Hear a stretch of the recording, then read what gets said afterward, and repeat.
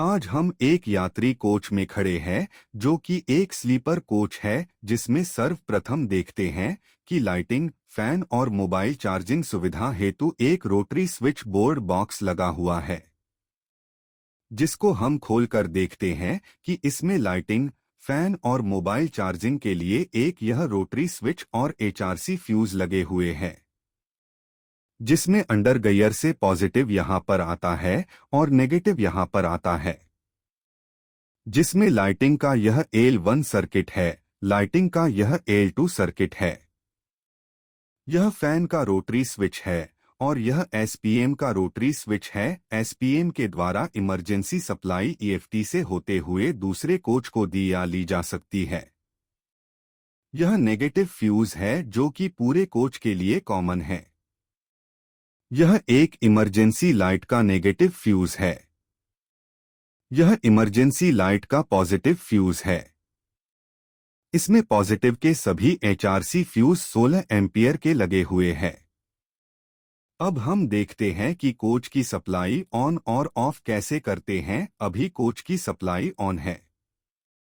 सबसे पहले L1 circuit के रोटरी स्विच को घड़ी की दिशा में घुमाने से सप्लाई ऑफ हो जाएगी। अब घड़ी की उल्टी दिशा में घुमाने से सप्लाई ऑन हो जाएगी। वायरिंग तथा उपकरण में फॉल्ट होने पर रेटिंग से अधिक करंट जाएगी, जिससे कि यह 16 एम्पियर का एचआरसी फ्यूज ब्लोन हो जाएगा। अगर इसके स्थान पर हाई रेटिंग का फ्यूज बांधने से एचआरसी फ्यूज ब्लोन नहीं होगा, इससे कोच की सुरक्षा को खतरा है। अगर कम क्षमता का फ्यूज लगाते हैं तो सभी लाइटिंग जब ऑन की जाएगी तब फ्यूज ब्लोन हो जाएगा, जिससे भ्रम की स्थिति बनेगी। इसलिए कर्मचारी को ध्यान रखना चाहिए कि 16 एम्पियर का एचआरसी फ्यूज ही लगाएं। फ्यूज को सीधा ही लगाया जाना चाहिए, इसमें उल्टा लगा हुआ है, जिसको कर्मचारी द्वारा सही किया जाएगा। सभी फ्यूज प्रॉपर टाइट होने चाहिए। अब हम देखते हैं कि इसके नेगेटिव में 35 एम्पियर का एचआरसी फ्यूज लगा है, जिससे सभी नेगेटिव सर्किट के वायर आउट होकर गए हैं। अब हम देखते हैं कि कोई एचआरसी फ्यूज लूज तो नहीं है। इसमें L2 लाइटिंग का एचआरसी फ्यूज लूज है। अब हम रोटरी स्विच द्वारा लाइटिंग ऑन करके देखते हैं। लूज होने से लाइटिंग जल और बुझ रही है, साथ ही फ्यूज में स्पार्किंग भी हो रही है, जो आप देख सकते हैं। इससे कोच की सुरक्षा को खतरा है। इसका कर्मचारी को खास ध्यान रखना चाहिए। कर्मचारी द्वारा नेगेटिव में 35 एम्पियर का एचआरसी फ्यूज ही प्रयोग करना चाहिए। इससे ज्यादा रेटिंग का फ्यूज नहीं लगाना चाहिए, नहीं तो नेगेटिव में फॉल्ट होने पर फ्यूज ब्लोन नहीं होगा। एचआरसी फ्यूज के स्थान पर किसी अन्य वायर का फ्यूज नहीं लगाना चाहिए।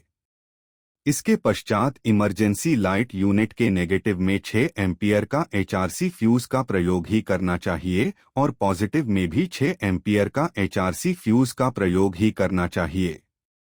अब कोच की सभी लाइटिंग रोटरी स्विच के द्वारा बंद करेंगे। इसके बाद इमरजेंसी पुश बटन को दबाने पर देखते हैं कि कोच के अंदर लगी 4 नग इमरजेंसी लाइट जलने लगी है।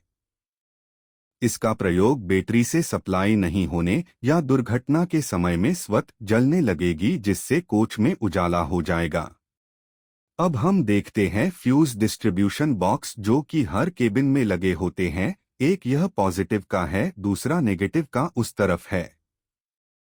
इसमें 36 SWG का फ्यूज वायर लगा होता है, जिसके द्वारा लाइटिंग, फैन और मोबाइल चार्जिंग में सप्लाई का सर्किट बना हुआ है, जिसकी रेटिंग 6 एम्पियर है। इससे अधिक एम्पियर पर फ्यूज ब्लोन हो जाएगा। कर्मचारी को प्रत्येक ट्रिप में ध्यान देना चाहिए। फ्यूज वायर 36 SWG का ही सिंगल ही बंधा होना चाहिए, डबल व ट्रिपल नहीं होना चाहिए। सभी फ्यूज प्रॉपर टाइट होने चाहिए। अब हम देखते हैं मोबाइल चार्जिंग पॉइंट को। इसमें मोबाइल एवं लैपटॉप के अलावा अन्य कोई हाई एम्पियर के उपकरण नहीं लगाने चाहिए। मोबाइल चार्जिंग बॉक्स को खोल दिया गया है, जिसमें हम देखते हैं कि पॉजिटिव डायरेक्ट है, जिसको दोनों फ्यूज के द्वारा होना चाहिए तथा इसके लिए 0.5 एम्पियर का ग्लास फ्यूज उपयोग में लाते हैं।